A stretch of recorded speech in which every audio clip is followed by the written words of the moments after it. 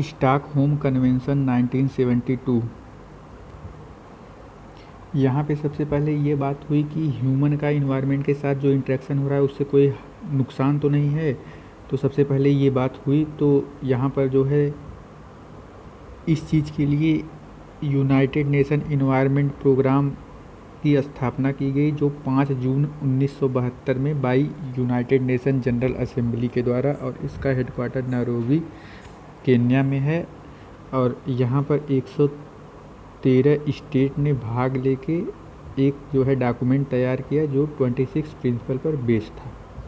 फिर उसके बाद आ जाता है रामसर कन्वेंशन।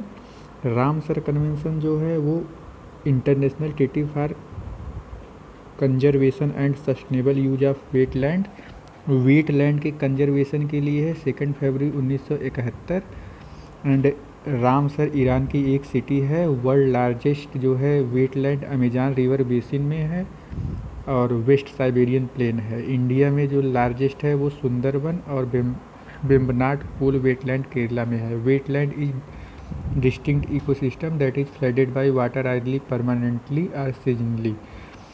वेटलैंड जो डिस्टिंक्ट इकोसिस्टम एक अलग टाइप का इकोसिस्टम होता है जो फ्लडेड, कभी कभार फ्लडेड भी होता है और कभी कभार जो है फ्लडेड नहीं होता है। तो इसका मतलब है कि वो हमेशा फ्लडेड नहीं होता है। फिर उसके बाद यहाँ पे mainly oxygen free process prevailing in soil में मेनली ऑक्सीजन फ्री प्रोसेस होते हैं। और रामसर साइट इन इंडिया में total number of 46 Ramsar site हैं। और रिसेंट में सुल्तानपुर नेशनल पार्क और Bhinder watch wild life sanctuary जोड़ा गया है जो हरियाणा में है। 2021 में 4 जोड़ा गया है। और रामसर लिस्ट एक होती है जिसमें जो वेटलैंड इम्पॉर्टेंट होते हैं उनको ऐड किया जाता है। तो ये देखा जाता है कि उसको जिस रिकॉर्ड में रखा जाता है उसे मॉन्ट्रिक्स रिकॉर्ड कहते हैं। फिर उसके बाद एक संस्था है साइट्स, इसका फुल फॉर्म है the convention on international trade in endangered species of wild flora and fauna. तो साइट क्या करता है कि ये प्लांट और एनिमल जो इंडेंजर्ड होते हैं उनकी ट्रेडिंग को, इलीगल ट्रेडिंग को जो है मॉनिटर करता है। और ये administered by United Nation Environment Programme. इसका हेडक्वार्टर जेनेवा स्विट्जरलैंड में है। इंडिया इसका सिग्नेटरी है और 183 टोटल कंट्री है। माइक आ गया तो monitor of illegal killing of elephant, इसका जो है शॉर्ट फॉर्म माइक है। 2003 में साउथ एशिया में इस्टेब्लिश हुआ और ये एलिफेंट की इलीगल किलिंग को मॉनिटर करता है। उसके बाद वियना कन्वेंशन 1985 में हुआ और 1988 में फोर्स में आया। और ये क्या करता है कि for the protection of the ozone layer के प्रोटेक्शन की बात की गई पहली बार वियना कन्वेंशन में। यहाँ से मॉन्ट्रियल प्रोटोकॉल आया जो 1987 में आया और इफ़ेक्टिव हुआ 1989 में। तो इसका मतलब ये है कि जो इफ़ेक्टिव 1989 ये मेनली याद नहीं रखना है, बस कब आया ये याद रखना है।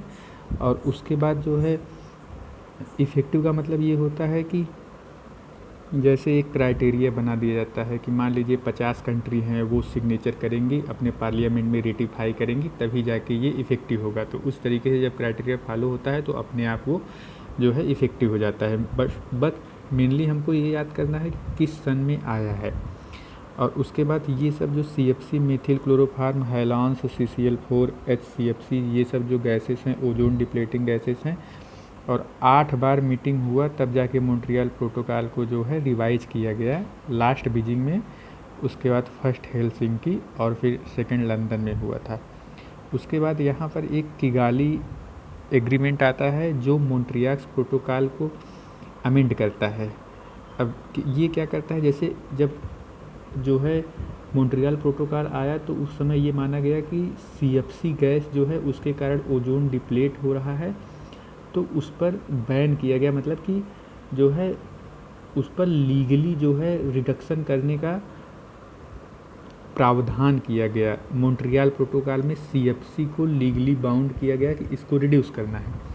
बट किगाली प्रोटोकॉल में ये पता चला कि यहाँ पर जो है हाइड्रोफ्लोरोकार्बन जो गैस है ये भी ओजोन को डिप्लेट करती है। अब वहाँ पे CFC को बैन कर दिया गया तो रेफ्रिजरेटर वगैरह में कुछ ऑप्शन होना चाहिए कि हम क्या यूज़ करेंगे, तो वहाँ पर हाइड्रोफ्लोरोकार्बन तब यूज किया जाता था। अब जो है पता चला कि ये भी जो है ओजोन को डिप्लीट करता है, तो इसको बैन किया गया। तो किसके अंतर्गत किया गया? किगाली एग्रीमेंट के द्वारा, अक्टूबर 2016 में हुआ था।